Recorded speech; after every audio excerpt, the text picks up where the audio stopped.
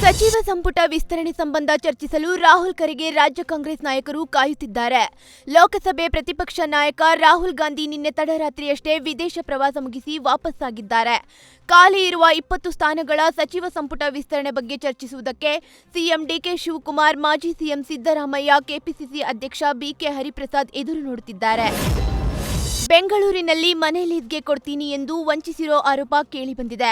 ಸೈದಾ ಅಸ್ಮಾ ಜಾವೀದ್ ಎಂಬಾಕೆ 30 ಜನರಿಗೆ ಲಕ್ಷ ವಂಚಿಸಿದ್ದು, ಕೆಲವರಿಂದ 25 ರಿಂದ 30 ಲಕ್ಷ ಹಣ ಪಡೆದಿರುವ ಆರೋಪವಿದೆ. ಹೆಬ್ಬಾಳ್ ಪೊಲೀಸ್ ಠಾಣೆಯಲ್ಲಿ ವಂಚನೆಗೆ ಒಳಗಾದವರು ದೂರು ದಾಖಲಿಸಿದ್ದಾರೆ. ಬೀದರ್ನ ಹುಮನಾಬಾದ್ ಕೈಗಾರಿಕಾ ಪ್ರದೇಶದಲ್ಲಿನ ಕೆಮಿಕಲ್ ಕಂಪನಿಯ ಕಳ್ಳಾಟ ಬಯಲಾಗಿದೆ. 2024ರ ಜನವರಿ ತಿಂಗಳಲ್ಲೇ ಕಂಪನಿ ಕ್ಲೋಸ್ ಆಗಿದ್ರೂ ಕೆಮಿಕಲ್ ಸಂಗ್ರಹಿಸಿಟ್ಟಿತ್ತು. ಕೆಮಿಕಲ್ ಡಿಸ್ಪೋಸ್ ಮಾಡಲು 2025ರ ಮಾರ್ಚ್ ತಿಂಗಳಲ್ಲಿ ಕಂಪನಿ ಅನುಮತಿ ಕೇಳಿತ್ತು.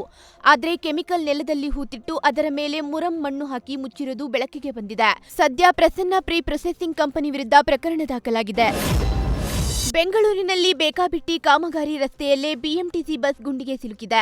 ಬಸವನಗುಡಿಯ ಕೆಆರ್ ರೋಡ್ನಲ್ಲಿ ಪದ್ಮನಗರದಿಂದ ಮಾರ್ಕೆಟ್ ಕಡೆಗೆ ಬಿಎಂಟಿಸಿ ತೆರಳುತ್ತಿತ್ತು. ಪೈಪ್ಲೈನ್ ಕಾಮಗಾರಿ ಎಡವಟ್ಟಿನಿಂದಾಗಿ ಬಸ್ ಗುಂಡಿಗೆ ಸಿಲುಕಿದ್ದು, ಯಾವುದೇ ಅಪಾಯ ಸಂಭವಿಸಿಲ್ಲ. ರಸ್ತೆಯಲ್ಲಿ ಬಸ್ ನಿಂತ ಪರಿಣಾಮ ಟ್ರಾಫಿಕ್ ಜಾಮ್ ಉಂಟಾಗಿತ್ತು. ಕೊಪ್ಪಳ ತಾಲೂಕಿನ ಹಿಟ್ನಾಳ್ ರೈಲ್ವೆ ಗೇಟ್ ನಂಬರ್ 76ರ ಬಳಿ ರಸ್ತೆ ದುರಸ್ತಿ ಮಾಡಿದ್ದು, ವಾಹನ ಸವಾರರು ಕಿರಿಕಿರಿ ಅನುಭವಿಸುವಂತಾಗಿದೆ.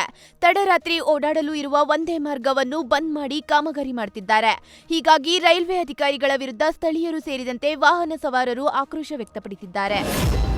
ಕರ್ನಾಟಕದ ಚಿರಾಪುಂಜಿ ಎಂದೇ ಪ್ರಖ್ಯಾತವಾಗಿರುವ ಉಡುಪಿಯ ಆಗುಂಬೆಗೆ ಪ್ರವಾಸಿಗರು ಮನಸೋತಿದ್ದಾರೆ. ಮಾನ್ಸೂನ್ ಸಂದರ್ಭದಲ್ಲಿ ಅತ್ಯಂತ ಮನಮೋಹಕವಾಗಿ ಆಗುಂಬೆ ಕಾಣುತ್ತಿದ್ದು, ಹೀಗಾಗಿ ಮಾನ್ಸೂನ್ ರೈಡ್ ನೆಪದಲ್ಲಿ ಆಗುಂಬೆಗೆ ಪ್ರವಾಸಿಗರ ದಂಡು ಹರಿದು ಬರುತ್ತಿದೆ.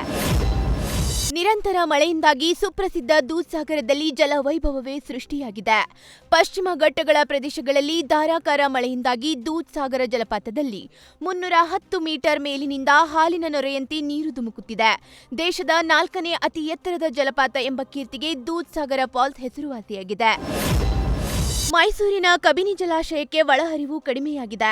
15,000ದಿಂದ 3,000ಕ್ಕೆ ಒಳಹರಿವು ಕುಸಿದಿದೆ. ಒಂದೇ ವಾರಕ್ಕೆ ಡ್ಯಾಂ 12 ಅಡಿ ಭರ್ತಿಯಾಗಿದ್ದು, ಕಳೆದ 3 ದಿನಗಳಿಂದ ಒಳಹರಿವು ಇಳಿಮುಖವಾಗಿದ್ದು, ಜಲಾಶಯ ಭರ್ತಿಯಾಗುತ್ತದೆ ಎಂಬ ಆಶಾಭಾವದಲ್ಲಿ ರೈತರ ಆತಂಕ ಶುರುವಾಗಿದೆ.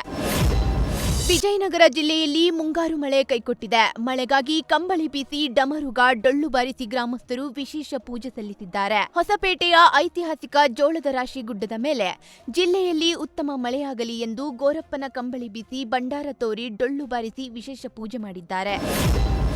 ಉತ್ತರ ಮತ್ತು ಕಲ್ಯಾಣ ಕರ್ನಾಟಕದ ತೀವ್ರ ಬರಪೀಡಿತ ರೈತರಿಗೆ ಪ್ರತಿ ಎಕರೆಗೆ 50,000 ಪರಿಹಾರ ನೀಡುವಂತೆ ಬಿಜೆಪಿ ರಾಜ್ಯಾಧ್ಯಕ್ಷ ಬಿವೈ ವಿಜಯೇಂದ್ರ ಆಗ್ರಹಿಸಿದ್ದಾರೆ. ಮಳೆ ಕೈಕೊಟ್ಟ ಕಾರಣ ಈ ಭಾಗದಲ್ಲಿ 30 ಲಕ್ಷಕ್ಕೂ ಹೆಚ್ಚು ಹೆಕ್ಟೇರ್ ಕೃಷಿ ಭೂಮಿಯಲ್ಲಿ ಬಿತ್ತನೆಯೇ ಆಗದೆ ರೈತರು ಪರದಾಡುತ್ತಿದ್ದಾರೆ. ಹೀಗಾಗಿ ಕೃಷಿ ವಲಯಕ್ಕೆ ತಕ್ಷಣವೇ ಆರ್ಥಿಕ ನೆರವು ನೀಡಬೇಕೆಂದು ಸರ್ಕಾರಕ್ಕೆ ಒತ್ತಾಯಿಸಿದ್ದಾರೆ.